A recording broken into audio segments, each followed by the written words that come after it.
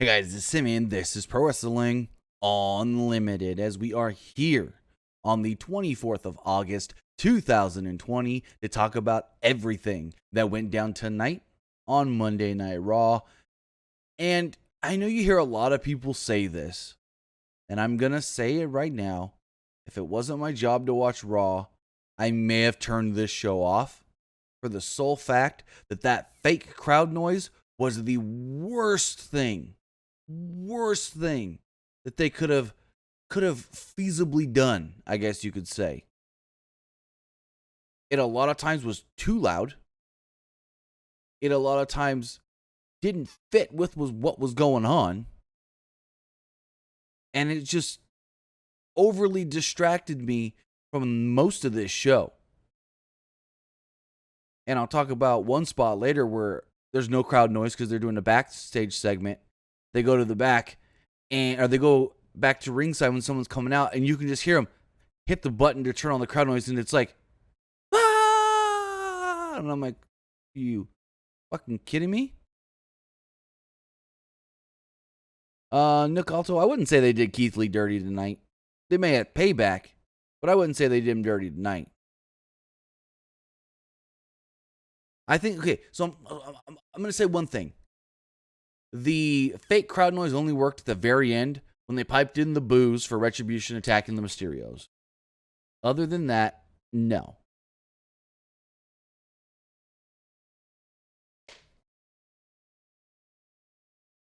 But with that, sorry about that. With that, we're here on Twitch, twitch.tv/PWUnlimited to talk about tonight's Monday Night Raw. A show, like I said, and even outside of the boos, or not the boos, but the fake crowd noise, I really couldn't get into much of the show. Remember, guys, if you want to help us out here, you can do so by submitting a donation.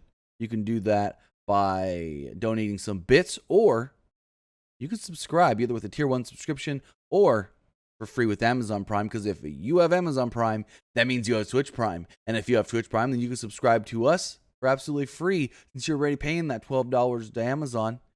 They own Twitch. They'll let you subscribe for free. 1 sub a month. Please give that to us. Greatly appreciate that. But with that, talk about some Monday Night Raw. Monday Night Raw opened up with a huge firework display from inside the Thunderdome. They let us know that tonight, Asuka would be defending the Women's Championship, the Raw Women's Championship, that is, in a lumberjack match against Sasha Banks, the woman that she beat last night at SummerSlam. We also we learned earlier in the day, but they let us know if you didn't follow on social media. Apollo Crews will be taking on Bobby Lashley in an arm wrestling contest, and WWE Hall of Famer Mark Henry was the, I guess you could say, official. Also, in a match that I assumed would be taking place at, what's it called? In a match that I assumed would be taking place at Payback, we got the Mysterios against Rollins and Murphy. They also let us know late breaking news. After last night's big return of Roman Reigns, Roman, along with Braun Strowman, will be challenging The Fiend Bray Wyatt in a no-holds-barred match at Payback this Sunday with the Universal Championship on the line. I think it's pretty obvious who's winning that one. It's got to be Roman Reigns. Roman's got to be getting that title that he was supposed to win at WrestleMania before he took his time off. Again, I'm still shocked that Roman came back. I've heard some things, not sure exactly what's true and what's not. That's why I haven't really reported too much on the return of Roman Reigns. Still trying to sort things out. But then, speaking of champions, a WWE champion and Drew McIntyre made his way down to the ring. A video package aired showing his victory at SummerSlam last night. He then gave a thumbs up to all the crowd, to all the virtual fans inside the Thunderdome. They gave thumbs up back. McIntyre then said that he beat Randy Orton last night because he was hungrier and more determined than him.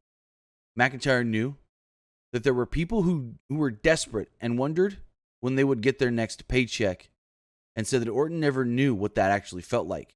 Despite all, Orton is a great, he said. But last night, McIntyre was that much better. McIntyre knew that Orton probably wouldn't let this go. So he said, if you want to go again, I'll give you another shot. McIntyre posed on the stage after this promo. And of course, well, as he pandered to the virtual fans, Randy Orton came out and attacked him. Randy Orton would attack the WWE Champion from behind. Orton chucked him into one of the video boards and pushed him into the gorilla position, which they kept calling our Monday Night Raw technical area or something like that. Orton raked McIntyre's eyes before punting him.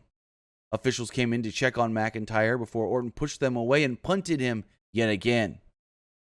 The fake boos throughout all of this was bad. And the crowd noise, I'm going to be honest right here.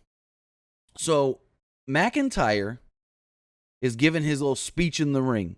He said, Randy Orton won the greatest wrestling match ever. Ric Flair says Randy Orton's the greatest of all time, but I beat Randy Orton, blah, blah, blah, blah. But the whole time, you hear these fake cheers from the fake crowd. And I can almost not pay attention to what McIntyre's saying because it's so distracting and so loud. I mean, by the main event, they were able to figure out, oh, we got to turn this down a little bit. But it still wasn't enough. It still wasn't enough. It was so distracting that I didn't even get all of the McIntyre promo written down because I'm just like, can't even concentrate because this stuff is so distracting. So with that, after the break, they show McIntyre struggling to get to his feet. He brushed off the officials, said, I'm fine. But they didn't believe he was. They wanted him to be checked out by medical. We then got a Keith Lee video. The same video that aired last night during SummerSlam. Sarah Schreiber then found Nia Jax backstage. She said, Nia, what are you doing here? So bad. It was so bad. Jax goes, not to be rude, but my suspension's been lifted. And Sarah Schreiber literally says, but how? And Nia says, well, I had to go to the official, Pat Buck, and I had to, she did this little thing with her hand. And then she yells right in Sarah's face, apologize. Sarah's kind of like, whoa, what was that for? And Nia's like, get your head out of the gutter. What did you think I was going to say? And I'm like, nobody thought you were going to say you gave him a favor. Nobody probably thought that. Because I'm sure, no, I didn't. What were they reaching for there? For everyone to think, oh, Nia rubbed off Pat Buck and he said, oh, I don't care, you can come back. That's so dumb. That was such a stupid line. And it wasn't the dumbest thing of Nia Jax yet. Shayna Basler then appeared. Basler compared Nia Jax to Haystacks Calhoun. Jax compared Shayna Basler to an Addams Family reject. Basler then welcomed her back to Raw and left. Yes, that happened. So next up, Shayna Basler taking on the SmackDown Women's Champion Bayley, with Sasha Banks in her corner. As the match was beginning, Nia Jax came out and watched from the stage. Bayley took control after Basler was easily distracted by Sasha. Basler was thrown to the outside of the ring. When Nia Jax would come down, yank her off the apron, and cause the disqualification. So dumb. Then, Nia proceeds to whip the ass of Shayna Basler. Like, she whooped that ass. Really shocked. Shayna couldn't get no offense. And all of a sudden you hear Sasha and Bayley, yeah, get her, Nia, get her. You got her, get her, Nia. And so Nia just stops and looks at them. Shayna stands up and looks at them as well. Both women get out of the ring. Sasha and Bayley back up the ramp. They walk up the ramp. Nia looks at Shayna. Eventually, Shayna looks over at Nia. And they kind of nod at each other. My first thought was, oh, please, Lord, don't do it. Don't do it. Don't do it. Don't put them together. Challenge for the tag titles. Lord have mercy. Fast forward, that's what they did. And I'll fast forward a little more. So they're in the back arguing. later in the show, Nia and Shayna. And Shayna finally goes, you know what? I'll just team with you to challenge for those tag titles. That's what's going to shut you up. And Nia just goes, sure. Let's do it. So for sure I know Shayna doesn't care about being tag team champions. It almost led me to believe that Nia may not care to be the champion. Why the fuck are they teaming up to challenge for the titles? And I know what someone's going to say in the chat or in the comments below. We see people that don't get along team and win titles all the time. Remember Matt Hardy and MVP? That's different. They were happy to win the titles. They were happy to challenge for the titles despite having to team together. These two made it seem like they don't even want the tag titles, yet they're going to team together and they just get in the match when there is a number of different teams that could be getting this tag title shot, like Ruby Riott and Liv Morgan, who picked up a victory tonight in 6-man tag team action. Don't even get me started. Don't even get me started. We see Kevin Owens backstage, and he says, hey, anyone seeing Aleister Black's locker room? Turns around and sees it on the door, says Aleister Black. Goes, oh, it's this one. So he opens the door, and it's dark, black, pitch black. And he goes, hey, I didn't know if you were here tonight. You know, I haven't heard from you since I made the request to get you on the Kevin Owens show last night. Are you going to come out there with me? It's next. I got to know. Black doesn't say anything. And Owens goes, I'll just meet you out there. How about that? Kevin Owens comes out, and he introduces Aleister Black and said that they had a common enemy in Seth Rollins. Aleister Black came down wearing all black, black suit, and a black bandage over his eye. Owens asked how he's doing.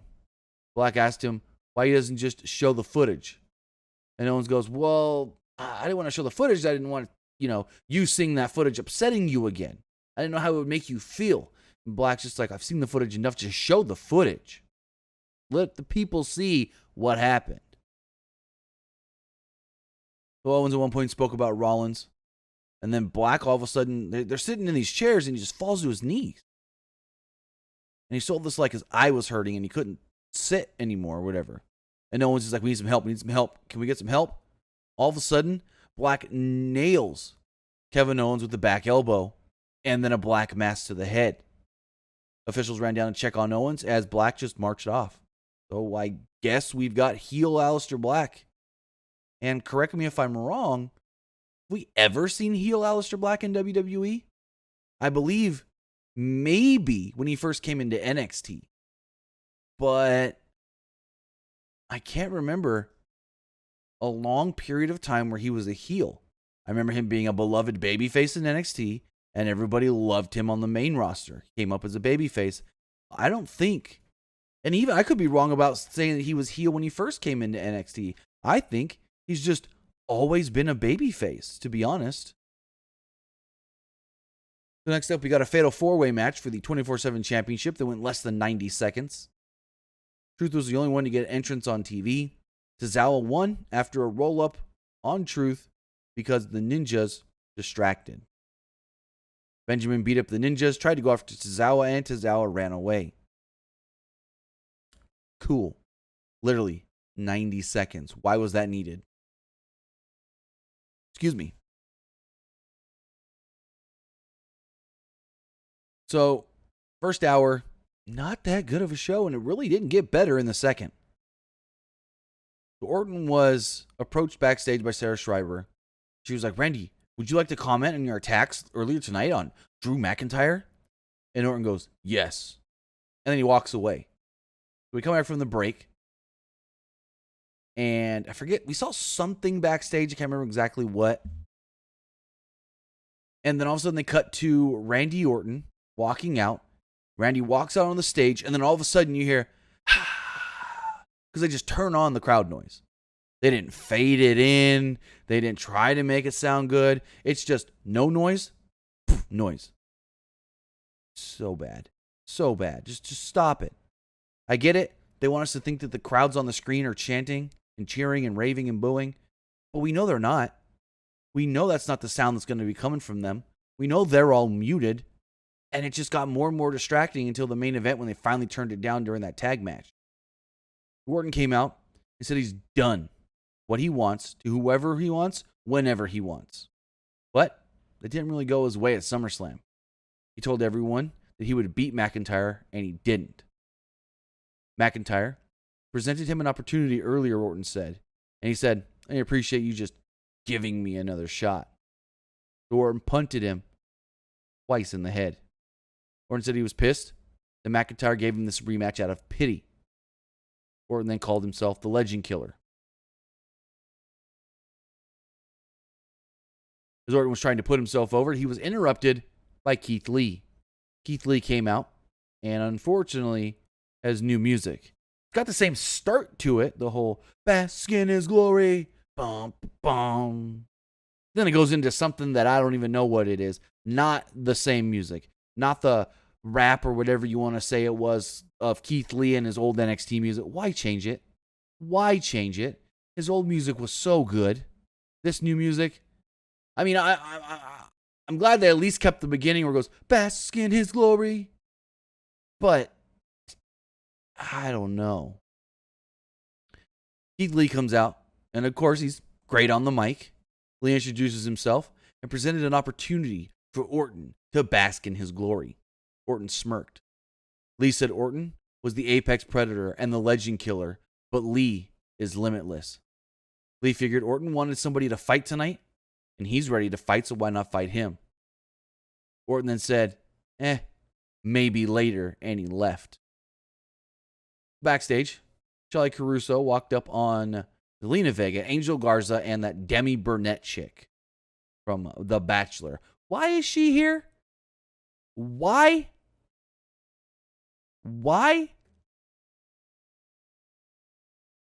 So Vega said, well, Zelina, you're going to admit that you poisoned Montez Ford? I mean, we've seen the footage. And Zelina's like, I didn't do that. It wasn't me. Charles, it wasn't me.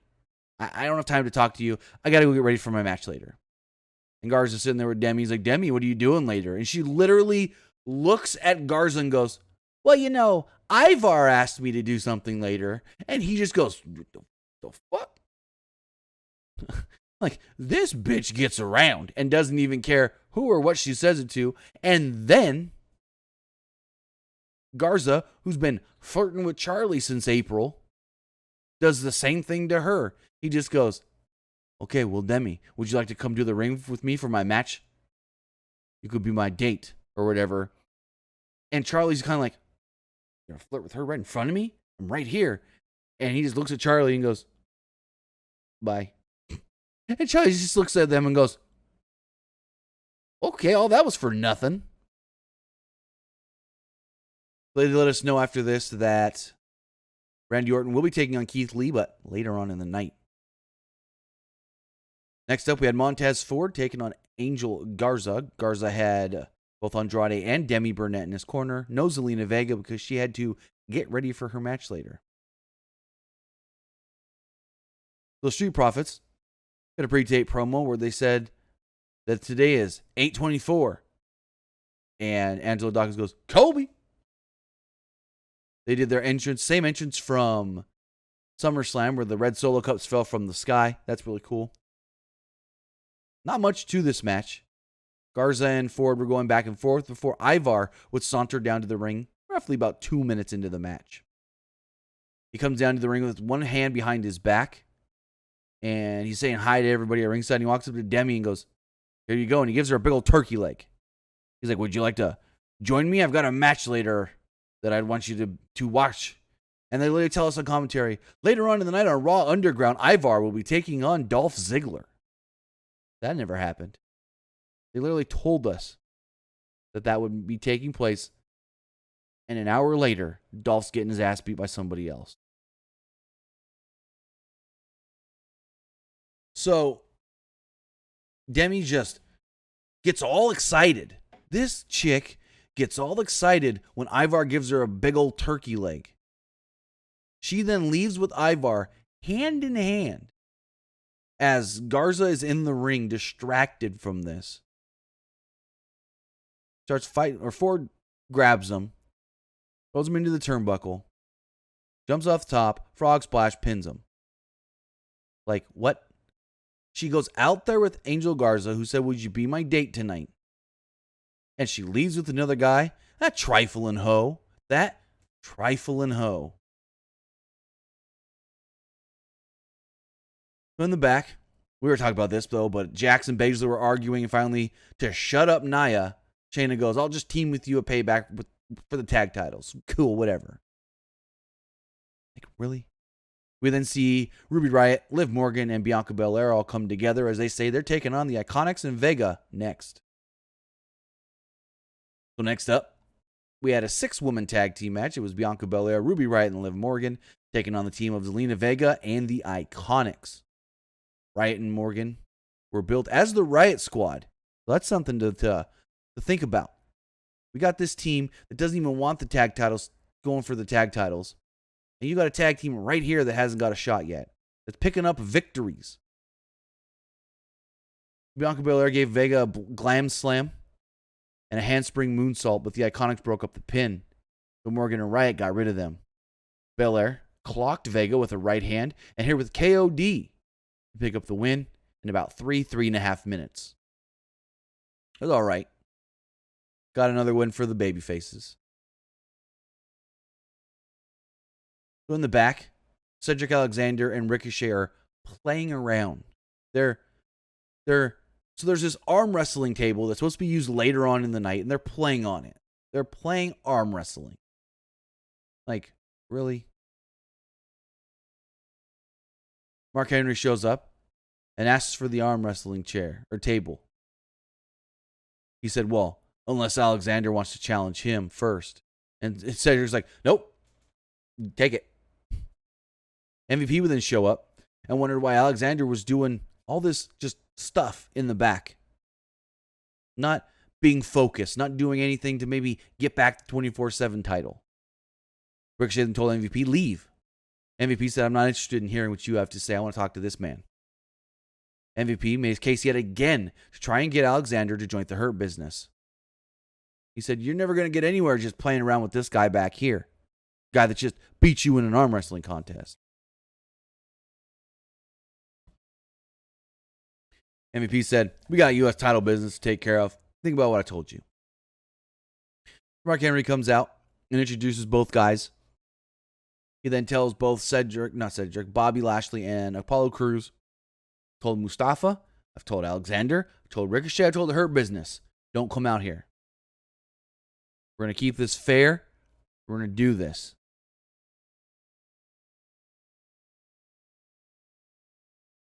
Lashley said that he didn't need MVP or Benjamin, to be honest. He said that he would slam Crews, his hand right down, and then slam him in the ring. They go to do the arm wrestling contest, and he goes to get his hand in there, and then he pulls away. And Crews is like, "What was that all about?" And Bobby's like, "I got to take my jacket off. I can't do this with my jacket on." So they go to do it again, and Bobby Lashley puts his foot under the table. Apparently that's illegal. That's illegal in arm wrestling. I didn't know, to put your foot under the table. And so with his foot under the table, Crews then stomps the foot and slams the hand down and wins the arm wrestling contest. Okay. Sure. They start fighting. Crews gets the better of Bobby Lashley, and that was about it. Hurt Business comes out. Crews dives onto them on the outside. MVP and Benjamin go down. Crews grabs his belt and runs away. All right.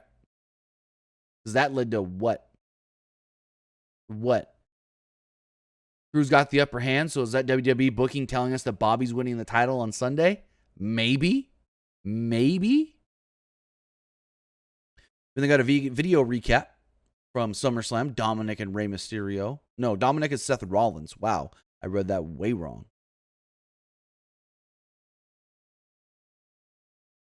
So, Caruso interviewed the Mysterio family. Rey and Angie said they were proud of Dominic, even though he lost at SummerSlam. Rey called Rollins one of the most dangerous superstars, and Dominic gave him a hell of a fight. Dominic admitted that he was terrified going out there last night, but his family gave him the courage to do it. Ray said that Rollins didn't understand that this is all about family. He said Rollins would have a family one day, that he would finally understand that. Ray went on for a while before informing Rollins that Dominic was the real future of Monday Night Raw. And yeah, Seth is going to have a family soon because him and Becky still need to get married and they're going to have a baby. So next up, we got Lana and Natalya. Yeah, we got the new Lay Cool. Lana and Natty. The 2020 version of Lay Cool. Instead of talking in unison, they talk about their TikTok. Lana and Natty came out. Tried to humor us. Lana and Natty were in the ring. They said they were future Hall of Famers. Lana put over Natty as a Hall of Famer more than herself. Natalya said that she would get her own Hall of Fame celebration one day because, as they both know, she was the BOAT best of all time. So she's admitting she's not the greatest. She's only the best. Because greatest is better than best. They then said that they're out here because, well, we're going to celebrate Mickie James. We've got a video package that we put together with all the greatest highlights of Mickie James' career. Let's show it. And that was it. The screen just went black for a second. They laughed, they giggled, they cackled, and Mickie James ran down. You're like, Mickey, don't attack us. No. We're just playing. We're being funny. We're being cool. And she takes them both out. That was it. I think that segment went maybe 2 minutes. Maybe, if that. We then get Raw Underground. And remember earlier when Tom Phillips told us, we see Ivar out here, but remember, Ivar has a match later on Raw Underground with Dolph Ziggler. Well, her business came into Raw Underground. And then Lashley beat the shit out of Dolph. So we never got that Ivar match. I don't know. I don't know what happened there. They didn't even try to start the Ivar match. It wasn't even like they were setting up to start the Ivar Lashley or Ivar Dolph match. Lashley was just there asking for opponents and fought Dolph. It was like, are you kidding me? An hour earlier, you told us what was going to happen and couldn't even deliver on it. Oh, fuck. Hurt Business and threw some other guys around. Fought around for a minute. And yeah, that was about it. Nothing to it. We're thinking Keith Lee versus Randy Orton in a 5-minute match. Keith Lee came out again in his generic music and new gear. Keith Lee is now wrestling in a sleeveless shirt. It is actually a smidge too big. And in these shorts that looked more like a skirt. Kind of like what a gladiator wears. Like, you know how like you see a gladiator and is like, how do I explain this? You'll see like a gladiator and his armor kind of like hangs down and sways with the wind and the motion of his legs. That's how these shorts looked on Keith Lee. Like, why did you need to change him? Let him wear his regular gear and have his regular fucking music. Why do you need to change the man at all? He was perfect 2 nights ago. But, regardless of all of that, he looked good in this match. Early in the match, Lee leaped over Orton and used a shoulder tackle. Orton backed into the corner and acted surprised by the athleticism of Keith Lee. Moments later, Lee caught Orton and punched him. Caught a punch from Orton. Literally, Orton went to punch Keith Lee and he just grabs the punch. And he squeezes the hand and drops Orton almost to a knee. He then gave Orton an overhead belly to belly and didn't even have to leap for it. He just stood there and threw Orton right over his head. Orton, though, gained control on the outside when he posted Lee against the post. Orton applied a chin lock. Lee got to his feet, and with Orton on his back, he then grabbed. He had Orton on his back, and he just backed him up right into the corner. Orton came out of the corner, and Keith Lee hit him with a crossbody. Lee used a body block to knock down Orton and knock him out of the ring. Lee slid Orton into the ring, but made the mistake trying to get in through the middle ropes, and Orton caught him. Orton kicked him, draped him through those middle ropes, and hit him with a draping DDT. Orton then backed up on all fours, waiting for Keith Lee to get to his feet to hit him with an RKO, and Drew McIntyre would run out and pull him out of the ring to cause the disqualification. So Keith Lee loses, but doesn't get pinned or submitted. And then McIntyre beats the crap out of Randy. Randy runs away. McIntyre gets back in the ring. Keith Lee's just disappeared. Gone. Out of there. Now, I've seen people online say they buried Keith Lee night one. No, they didn't. They solidified that Keith Lee's going to hang with the top guys. Randy Orton, Drew McIntyre. Which we learned later. There's more to come. I thought the debut was a little underwhelming. Could have been better. I would have liked him to come out here and just like squash somebody or something. But hey, they solidified that they're not just going to use him as another guy, that they want to have him as one of the top guys on the brand. So that's cool. That's good. They then recapped Roman Reigns coming back again, because they didn't have to tell us Roman Reigns is back 5 times tonight. I think it was like 5 times. They told us, we've got breaking news. Roman Reigns returned last night at SummerSlam, and on Sunday at Payback, he and Braun Strowman will challenge Bray Wyatt in a no-hold-barred match for the Universal Championship. But before we get there, we have to go to SmackDown, where they're going to sign the contract to make the match official. What was that? 5 fucking times. 5! So in the back, Charlie Caruso approached Drew McIntyre and said, how are you feeling? How are you even able to go out there and attack Randy Orton after getting 2 kicks to the head? And he said, he was pissed at Randy Orton for trying to end his career.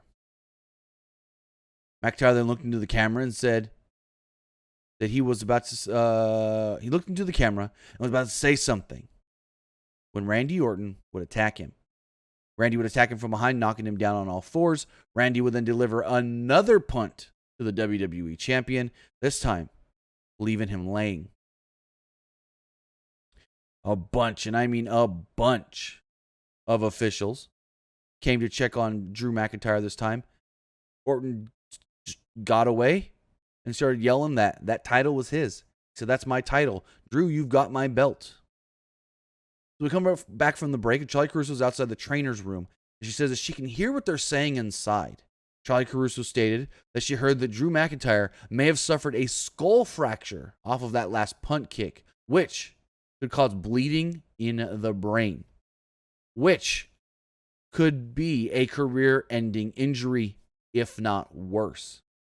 She said if we do get any more updates on the condition of the WWE champion Drew McIntyre, we will have it for you later. I don't know why they had to write Drew off TV, but they wrote Drew off TV. Fast forward, took him away in an ambulance. So we come back later. I'm going to fast forward again because this all plays together. She says, we see an ambulance. And she just says, we have an update on Drew McIntyre. WWE medical staff felt that the condition was so bad that he needed to be checked out at a local medical facility. Not a hospital. A local medical facility for further evaluations to make sure that the injuries sustained tonight do not get worse. We then see Keith Lee. Keith Lee says that he and Drew McIntyre are good friends, and he is what did he say? He is appalled by what Randy Orton did, and said Randy Orton is going to get what's coming to him. Fast forward again, we learned this Sunday at Payback, Keith Lee versus Randy Orton. So, going back to where we left off, before we fast forward to there for a second, we have the Lumberjack match. Asuka defending the Raw Women's Championship against Sasha Banks. Bayley was out there, and a bunch of other women as the Lumberjacks, or as some like to call them, Lumberjills. Broken King Slender Thank you for extending your Tier 1 subscription. I really do appreciate that. The match is pretty much all of the women who have and have not been featured on Raw surrounding the ring, except Nia Jax. Shayna Basler was there, but no Nia Jax. The Banks fell out of the ring at one time, and the babyfaces came to come at her, tried to get at her. The heels tried to get at her, and Bayley was like, leave her alone. Let's just throw her back in the ring. So Basler stepped in front of the babyfaces to stare down Bayley as they went to a break 42 seconds into this match. After the break, Banks was firmly in control. Banks punched Asuka in the midsection, and none of the women did anything about it. They literally said that on commentary. None of these women are doing anything about the dastardly things that Sasha Banks is doing in the ring. And I'm like, what? I don't get what your issue is here with this. She punched her in the gut. Is that an illegal move? The Banks tried a dive, but Asuka ducked, and she took out the Riot Squad instead. Asuka knocked down Banks and went after Bayley, who hid behind another woman. Asuka knocked down a few of them, but Banks attacked her from behind. Banks used a frog splash and got a 2 back in the ring. Bayley would then go to grab a chair. She was going to slide it to Sasha. But Shayna Basler would grab Bayley. She grabbed Bayley by the ankle and pulled her so she couldn't throw the chair to Sasha. Sasha was distracted by all of this, and this led to Asuka coming up from behind, putting Sasha in the Asuka lock, making Sasha Banks tap out. Yes, Sasha Banks tapped out 2 nights in a row. Asuka wins, decisive victory. She can now move on. We hope. We get more Raw Underground. Lashley was throwing at Cedric Alexander, so he beat him up until MVP said, hey, stop, it's a little too much. Ivar then jumped in to try and help Cedric. 2-on-1 attack. Actually, 3-on-1 attack. Eric tried to jump in. Again, 3-on-1 attack. The teams then all brawled. Hurt Business got the better of it. Lashley submitted Ivar in all of the chaos. Hurt Business stood tall, as Shane McMahon said, there'll be a lot more action from Raw Underground next week. And again, they advertised on this show Ziggler versus Ivar, and it never happened. Typical WWE.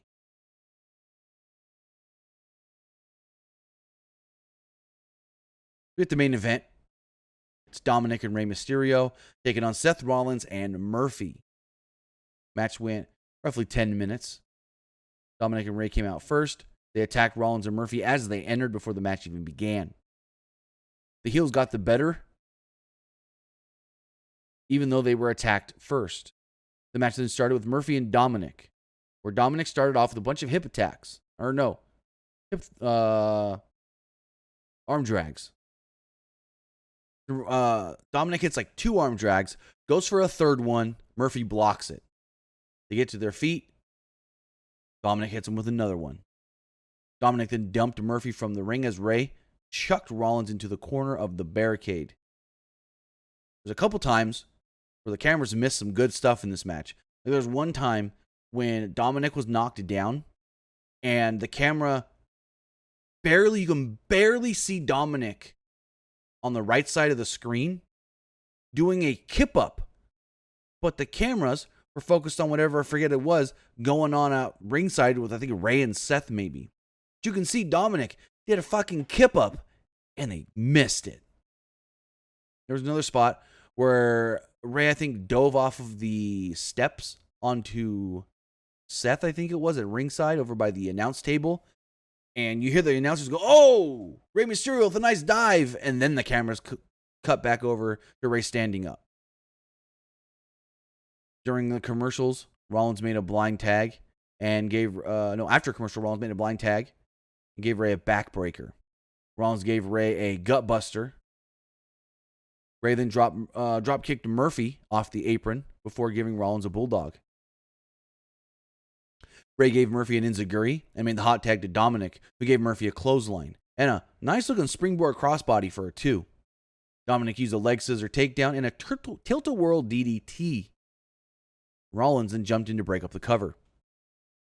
Murphy would chop block Dominic, but he managed to tag in Ray in all the chaos. Ray went for a 619 on Rollins, but Murphy made the blind tag. Ray dropped Murphy over the middle rope and tagged Dominic. They gave Murphy a double 619. That looked cool. Dominic goes to the top rope, and the lights start flickering. The lights flicker, flicker, flicker. Dominic jumps off the top rope, but doesn't hit the frog splash. He misses because of the hesitation. Retribution then run down. Seth and Murphy get the hell out of there. They run to the top of the ramp as Dominic is surrounded by Retribution, and they're yelling, "Where's Daddy? Where's Daddy? Hey, you gonna come save your son?" So Ray jumps in the ring, grabs Dominic. Before they can leave, they get attacked by Retribution. Retribution beating the crap out of the Mysterios at ringside and leave them laying as the show goes off the air. Yep, we saw Retribution. They attacked Ray and Dominic. The match ends in a DQ. And then, for some weird reason, they kept like half-second cuts to Seth and Murphy at the top of the ramp laughing. Like, they didn't even cut to them for a full second. It was just kind of like, you just kind of see them laughing at the top of the ramp like 3 times. With that was Monday Night Raw, a not good episode of Monday Night Raw. If I had to rate this show, I'd probably go 5.5 at best. 5.5 at best. I want to know what you guys thought of tonight's Raw. If you guys want to let me know what you thought of tonight's Raw, you can do so by texting in to 510-906-1341. Again, that number is 510-906-1341. You have a couple of text messages here to read. Actually, more than I expected. Got a number of text messages here to read. This person says, is Payback going to be a real pay-per-view or just a network special? And was Drew's injury legit or kayfabe? So, I mean, technically everything's just a network special, if you really look at it. And as far as Drew goes, I don't know what's going on and why they had to write him off of television. It's not like he couldn't do anything. He got offense on on Randy. But when you look at it, he didn't get much offense on Randy. He didn't do much. So I am worried that he may be injured, but I'm not going to say that because I don't know for sure.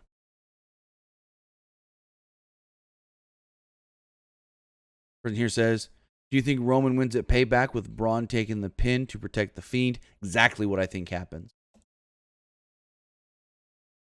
This person says, hey, what happened to Michael Cole today with him not being on Raw? Huh? Michael Cole's the SmackDown lead.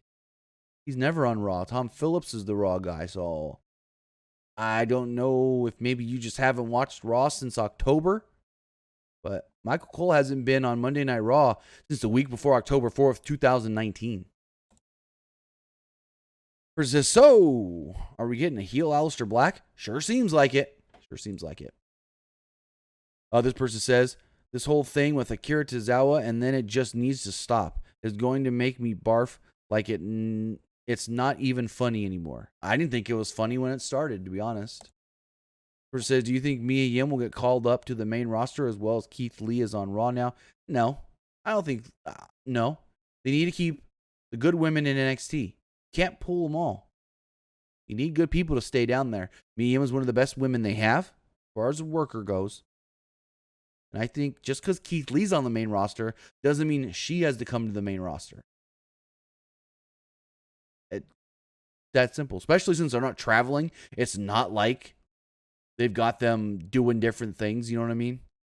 No one's traveling. You show up for a day. First says, good show. Keith Lee debut was absolute crap. I wouldn't call it absolute crap, but I would call it a little underwhelming. First says, also, WWE is milking the hell out of Retribution. They better be some huge-ass returners or I'm going to be so pissed. All I'm going to say is, if something that was pitched recently happens, it might be interesting. First says, I want to try to be in the Thunderdome for SmackDown. Any suggestions on? Yeah. Follow WWE on Twitter. Turn your notifications on. As soon as they say signups are available, sign up. That's the best way to get in. I really don't have any tricks. I had the link for SummerSlam last night and still couldn't get in. Says, who do you think is Seth's next feud? I don't think he's done with the Mysterios, unfortunately. Was the way that match ended. Versus says, when do you think they'll start revealing the members of Retribution, and who do you see it being? I don't know, because they don't even know yet. And I'm not just saying that to say it. Literally, they have not decided on who's going to be Retribution. Different people have played the Retribution characters every week. Like, there may have been some people that have done it multiple times, but there's nobody that's done. From what I've heard, I don't think anybody, maybe like one person, has played a Retribution character every single week. The people under the masks are 99% not going to be the people revealed. And to be honest, they can do a deal where they have a leader and they never get revealed. This could be WWE's Dark Order, where they're always under masks and then their leader is not masked. Just saying.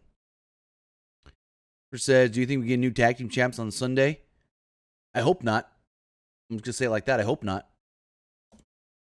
Person says, yes, I was in the Thunderdome the past 2 nights. It's kind of cool. They have random superstars like McIntyre and KO during the breaks. Not to mention, they have random crew guy says, let's see some cheering and booing from the superstars. And then they cut out. It's pretty fun. I heard that. I heard that during SummerSlam, they were telling people, cheer a little more or give a thumbs up on the screen or something like that. It's weird. It's also weird to tell people to cheer and boo and you're not even using their audio. It's like when you go to an actual television show and they tell you how to cheer for the stuff there. First says, what do you think is next for Seth and the Mysterio family? A match at Payback. The match we were supposed to get tonight actually get a finish. First says, when do you see Banks and Bayley breaking up? Closer to Mania. If it was me, Banks versus Bayley would be my Mania main event. And I'm going to say it right now. There's been nothing better on WWE television than Sasha Banks and Bayley. So why not make them your central focus and make them your WrestleMania main event? And this last text message here does state, do you think Sasha versus Bayley happens at Hell in a Cell inside the cell? No, too soon. I think this match needs to happen at Mania. I think they've been too good, and this feud is going to be too big for it to just be a random Hell in a Cell match. Because Hell in a Cell doesn't mean shit anymore, to be honest. Hell in a Cell doesn't mean anything anymore. But with that, guys, I want to thank you for joining me here tonight to talk about Monday Night Raw. Remember, you can follow us on YouTube. If you missed any of the show tonight, the show will be up here shortly. YouTube.com/Pro Wrestling Unlimited. You can also follow us on Twitter at PWUnlimited. Follow us on Facebook, Facebook.com/Pro Wrestling ULTD. And follow us on Instagram. Just search Pro Wrestling Unlimited. Remember, you can also follow me on Twitch and Twitter at TimmyBuddy. But with that, guys, remember, a couple scheduling changes this week. Wednesday, only an NXT review. Thursday is only an AEW review. And then Sunday, we are doing Payback because that's the next WWE pay-per-view. And of course, we've got Friday Night SmackDown as well. I will let you guys know if Nick and I will be live tomorrow. Good chance that we probably will be. So with that, guys, have a good night, and I'll see you next time.